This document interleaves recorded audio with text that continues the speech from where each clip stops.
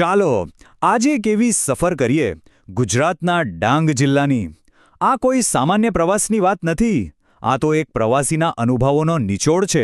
એક એવી જગ્યાની વાત જ્યાં પ્રકૃતિ અને સંસ્કૃતિ એકબીજામાં જાણે ઓગળી જાય છે.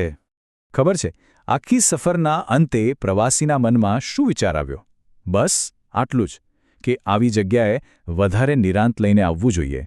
હવે આ એક જ વાક્ય કેટલી બધી ઉત્સુકતા જગાવે છે ને? એવું તો શું ખાસ હશે ત્યાં? ચાલો આપણે પણ આ સફરના સાથી બનીએ અને શોધી કાઢીએ એ રહસ્ય. તો પ્રવાસની શરૂઆત થાય છે ડાંગ જિલ્લામાં આગમન સાથે. સૌથી પહેલો પડાવ આહવા. સમજો કે ડાંગ જિલ્લાનું પ્રવેશદ્વાર.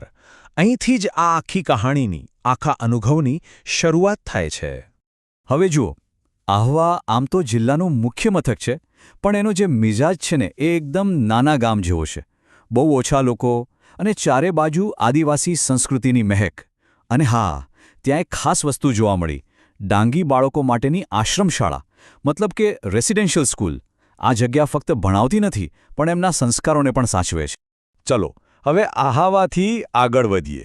અને જે રસ્તા પર હવે જવાનું છે ને એ છે સાપુતારાનો મનોહર માર્ગ. અને બસ મુસાફરી શરૂ થઈ. આહવાથી સાપુતારા.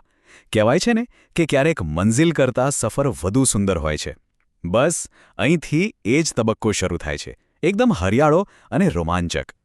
જરા કલ્પના તો કરો, બસ ચાલી રહી છે અને રસ્તાની બંને બાજુ પાતળા ઊંચા સાગના ઝાડ અને વાંસના ઝુંડ, જાણે કોઈ ગ્રીન ટનલમાંથી પસાર થઈ રહ્યા હોઈએ. ચારે તરફ બસ લીલોતરી જ લીલોતરી અને શાંતિ. થોડાક જ વળાંકો પછી દૃશ્ય બદલાયું. દૂર ઊંચા ડુંગરાળ ઢોળાવ પર નાના નાના ઘર દેખાવા લાગ્યા. અને બસ એ જ ઈશારો હતો કે મંઝિલ હવે દૂર નથી, સાપુતારા આવી રહ્યું છે. અને લો, આવી ગયું સાપુતારા. ચાલો જોઈએ આ જગ્યાની સુંદરતાને. તો સાપુતારા એટલે શું? એ ફક્ત એક હિલ સ્ટેશન નથી, એ તો આખા ગુજરાતનું એકમાત્ર હિલ સ્ટેશન છે. ચારે તરફ પહાડોથી ઘેરાયેલો લીલોછમ વિસ્તાર. સાચું કહું તો જાણે ધરતી પરનું સ્વર્ગ. સાપુતારા પહોંચીને શું શું કર્યું? મોટા તળાવમાં બોટિંગની મજા માણી, બગીચાઓમાં બસ એમ જ આંટા માર્યા, ત્યાંનું મ્યુઝિયમ પણ જોયું. અને હા, ત્યાં એક મધમાખી ઉછેર કેન્દ્ર છે, ત્યાંથી શુદ્ધ મધ પણ લીધું. અને દિવસનો અંત એકદમ પરફેક્ટ.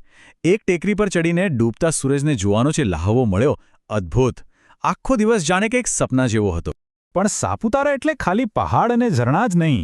એની અસલી ઓળખ તો ત્યાંના લોકોમાં છે. તો હવે વારો છે ડાંગે સંસ્કૃતિને અનુભવવાનો. એક સવાલ થાય કે સાપુતારાનું સાંસ્કૃતિક કેન્દ્ર કયું હશે? મતલબ, આટલી બધી કુદરતી સુંદરતા વચ્ચે એવી કઈ જગ્યા છે જે ત્યાંના લોકોના દિલની સૌથી નજીક છે? અને એનો જવાબ મળે છે સર્પગંગા નદીના કિનારે. ત્યાં પથ્થરમાંથી બનેલી એક સાપની મૂર્તિ છે. ડાંગી લોકો માટે આ માત્ર એક મૂર્તિ નથી, આ એમની શ્રદ્ધાનું જીવંત પ્રતીક છે.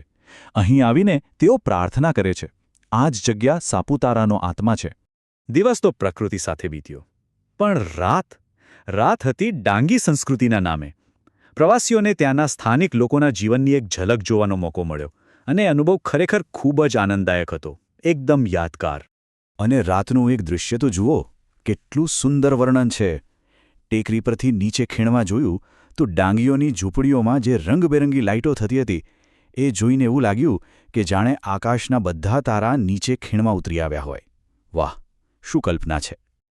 તો આ હતી એક યાદગાર સફર. પ્રકૃતિ, સંસ્કૃતિ અને સાહસ બધું જ એકસાથે. ભલે આ પ્રવાસ ટૂંકો હતો, પણ એની જે છાપ છે ને એ બહુ ઊંડી છે. એ જ તો સાબિત કરે છે કે ક્યારેક દિવસો નહીં પણ પળો મહત્વની હોય છે, અને અનુભવોની ઊંડાઈ મહત્વની હોય છે. અને બસ અહીં આપણે પાછા ફરીએ છીએ એ જ પહેલા વિચાર પર, જ્યાંથી વાત શરૂ થઈ હતી.